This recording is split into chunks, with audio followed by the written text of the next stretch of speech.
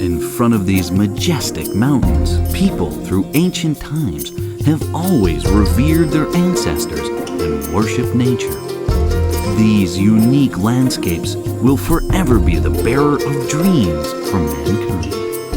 A brave explorer has discovered the beauty of West Hunan Province. Discover China takes you on a trip to the haven of peace.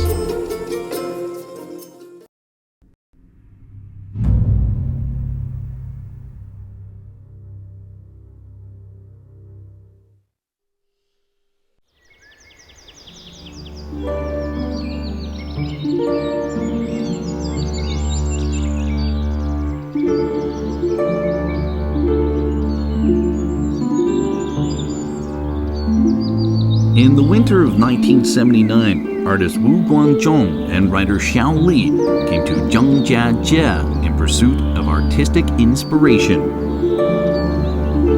Soon, Wu published an article named An Unknown Beauty in the newspaper. Thanks to this article, ZhangJiaJie had caught people's attention.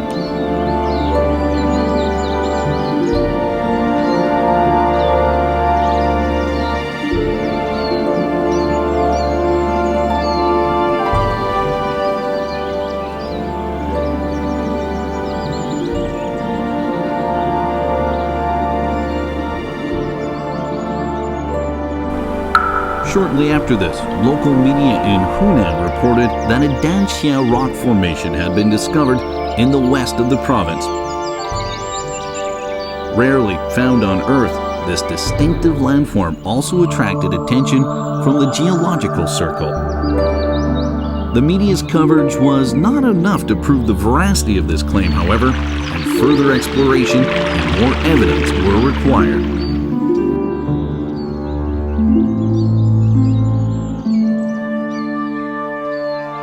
Wu Guangzhong was not the only one to hold his breath at this beautiful place.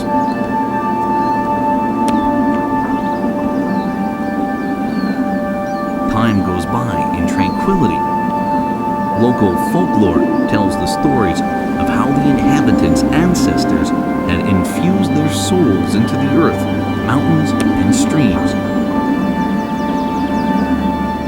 Therefore, every peak forest with distinctive formation bears a unique meaning.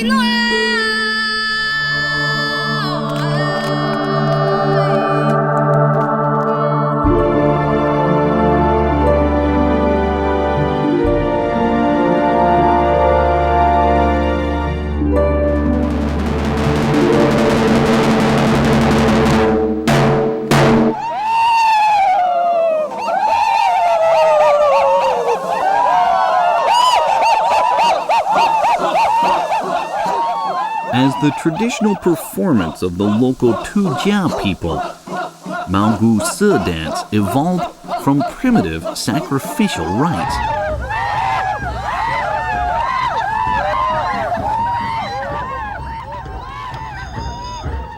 The forefathers of the Tujia worship both nature and their ancestors. This worship gave rise to their original religious beliefs.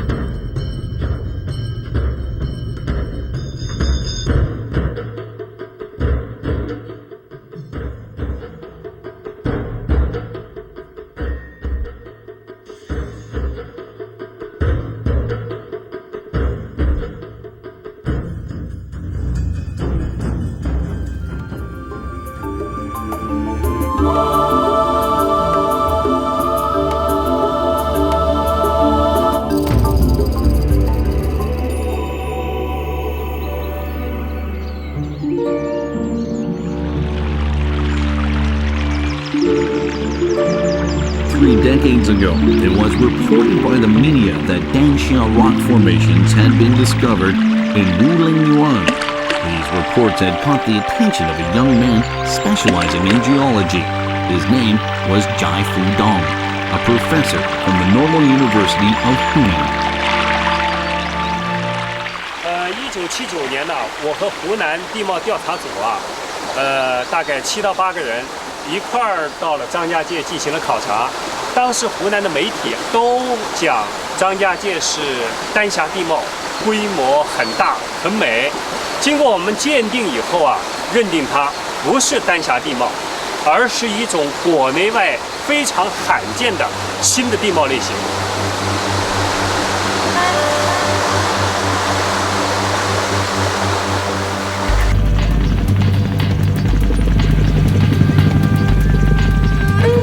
Professor Jai Fudong's findings posed great challenges to the media reports at the time.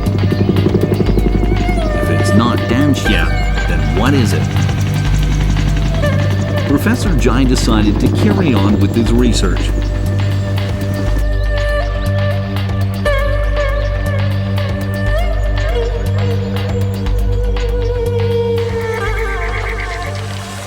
Led by local guides, Professor Jai and his team made their way into the valleys.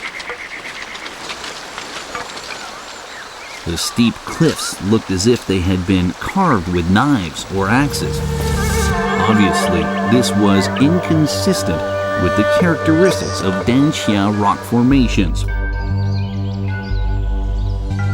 For the tourists, winding valleys and steep cliffs are picturesque scenery.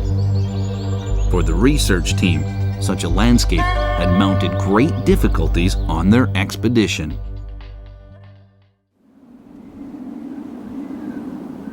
Due to this incredibly harsh terrain, ZhangJiaJie was regarded as a deserted area in ancient China. However, its comparatively closed environment helped preserve some of the local customs.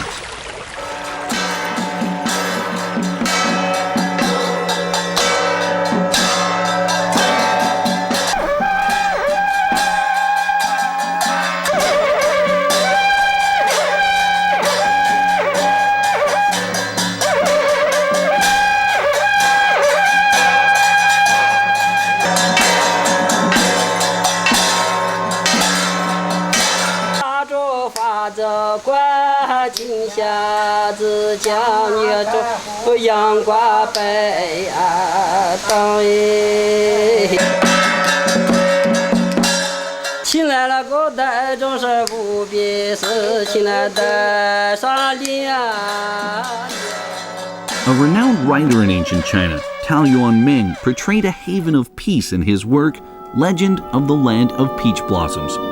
This article was a fable and had no relation with reality. However, Wu Lingyuan was thought to be what Tao had portrayed. His portrayal was so impressive that it has inspired endless longings for his wonderland. While pursuing for this haven of peace, people also heard fables that carried a more ominous tone. It is said that Sheng Tung Bei had witnessed a fierce battle. In the early years of the Ming Dynasty, a man named Sheng Da-kun gathered his army at the foot of Tianzi Mountain and proclaimed himself the king. Emperor Zhu Yuanzheng of the Ming Dynasty sent troops to crack down on these rebels. Overpowered, Sheng and his followers jumped off the cliffs into Sheng Tung Bay. For a long time, Sheng Tung Bay was filled with screams and howls. Days later, the mist dispersed, and the locals found that Sheng and his followers had turned into peaks.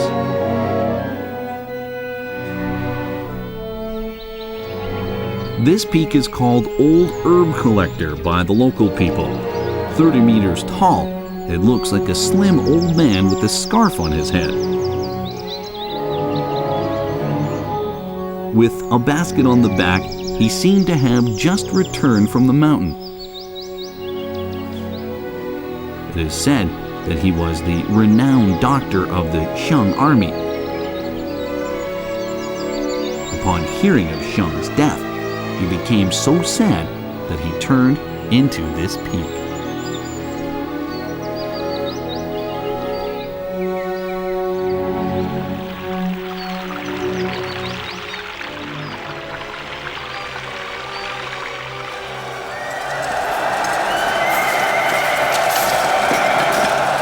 Ever since the Qing dynasty, Wulingyuan had been used as a secret entrance into Sichuan. Due to its special location, this place has always been plagued by wars. Consequently, most fables here carry a theme of war.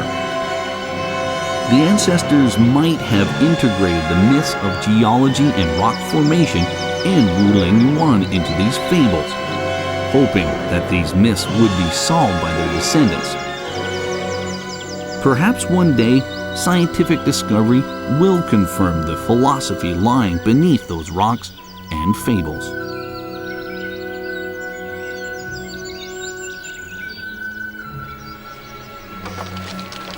Research had continued in the mountains for days, but turned out to be fruitless.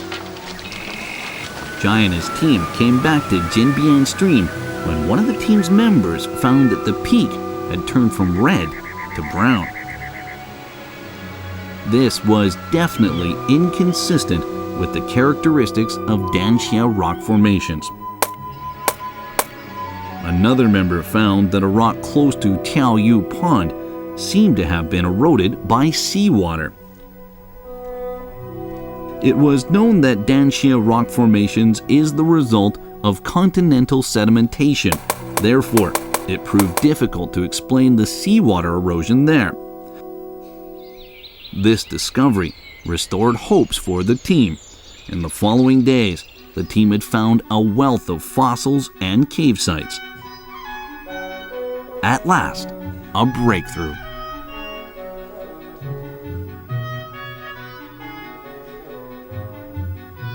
By analyzing different rock compositions, the team finally made some headway in finding out the details of this natural mystery.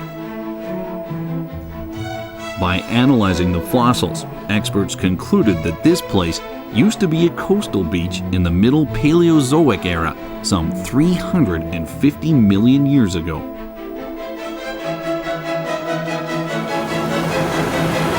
At that time, there was an ocean here, abundant with a variety of fish, coral, and shallow water fauna.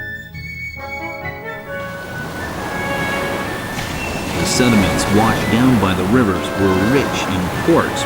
Through millions of years of sedimentation and consolidation, these sediments became the flat and thick quartz sandstone stratum.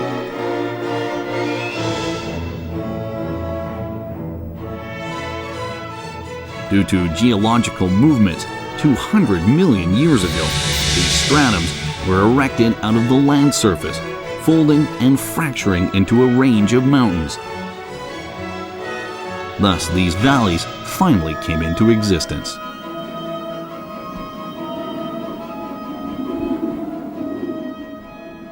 坚硬的石英砂岩呢，它是凸出来的。那么软的这个沙质页岩、泥质页岩呢，你像这一片，随便一掰呢，它就碎了。那就说明呢，它很容易受外界的风、雨和动物筑巢啊这些风化掉。The rigidity of a rock depends on the content of quartz. The surface of the rock was weathered by sands. The disintegrated rocks were washed down by rain, and rainwater flowed with disintegrated rocks, which cut through the big rocks like saws. Thus, the cracks would become larger and larger until the rock broke into pieces. Plants rooted in the cracks would also break up the rock as their roots go deeper and wider.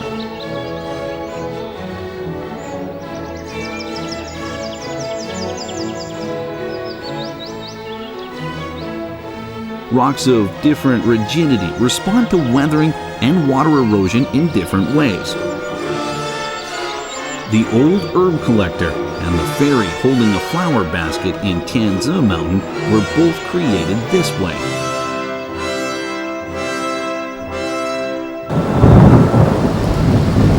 Year after year, through millions of years of erosion, the sand shale stratum became the marvelous scenery seen today. In 1981, Professor Jie published their research results to the world. He concluded that Wuling Yuan was featured by a distinctive landform called quartz sand column rather than Danxia rock formations. Thus, his research results explain Wuling Yuan's landscape.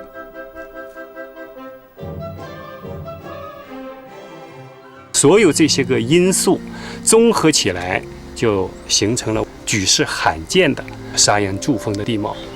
它的这个科学成因呢，是非常独特的，具有世界遗产的这个价值。"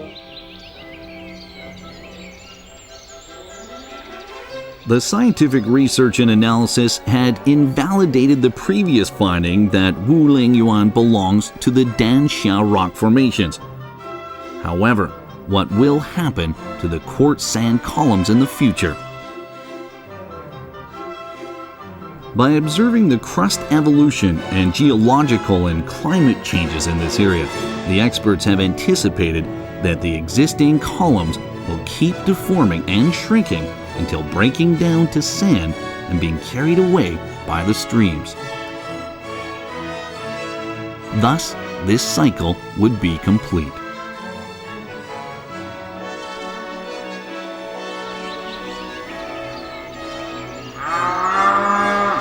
The local people have lived here for generations, and just like other villages in parts of China, their lives depend upon and revolve around farming. However, the picturesque scenery in Wuling Yuan has not improved the locals' lives. Due to the harsh geographical conditions, there is insufficient farmlands here. Farmers have to grow rice miles away from home or even in the mountains.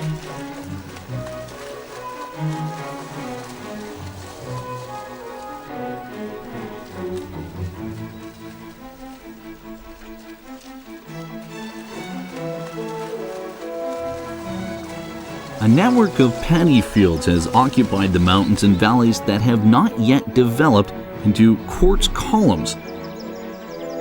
This spectacular countryside is unique in the farming world.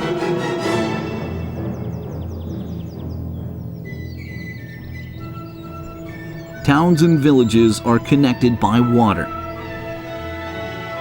Boating upstream towards its source, we are greeted by the amazing beauty and mystery of West Hunan.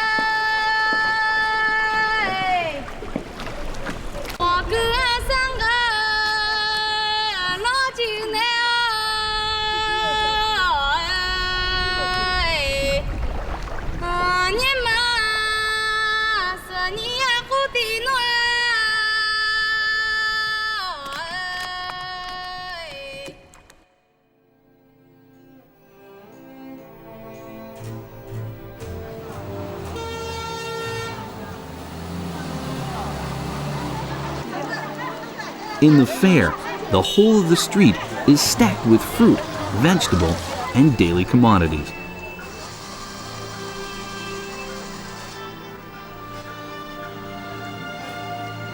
Villagers have come from all around to do their shopping.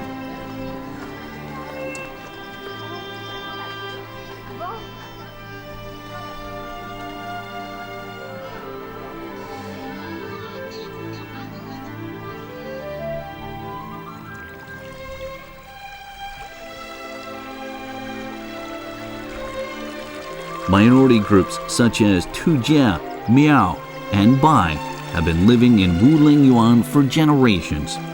Most Tujia and Miao people live in stilted houses near the mountains and rivers.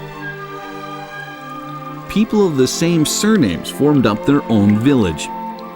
This village would be named after this common surname. The Tujia people also inherited the technology of picture weaving from their forefathers.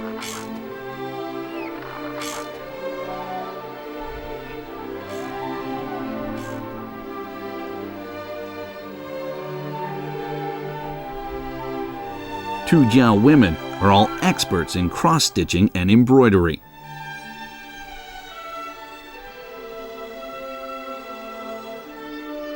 Balanced and symmetrical, these patterns evolved from simple flowers, birds, and trees to complex human figures and characters. These brocades mirror the Tujia's perception of nature and beauty.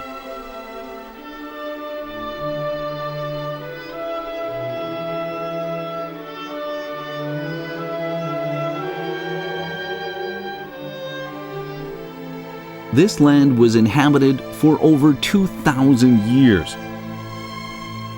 Since the year 939, the king of Tusi was the highest authority here. It used to be exempt from the central government in terms of taxation, grain tributes, and army conscriptions, beginning the first special administrative region in Chinese history. This privilege was kept in place until the Kangxi reign of the Qing dynasty.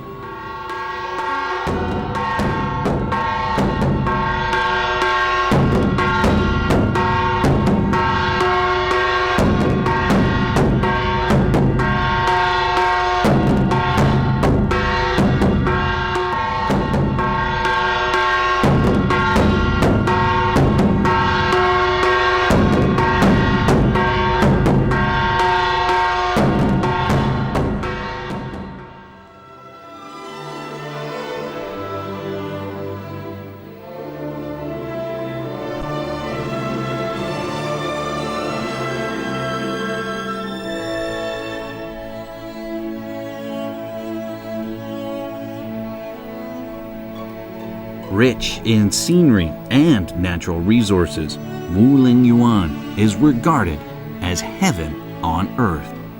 It was depicted in detail in the Book of Odes to China. The mysteries of West Hunan and people's dreams have become the stuff of poems and songs.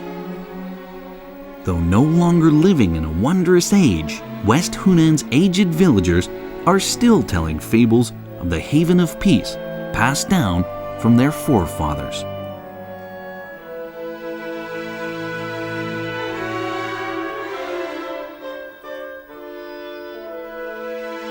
Girls are still dancing as their ancestors did. However, these are no mere dances. They are an instrument of communicating with the immortal world, praying for the blessing of the gods.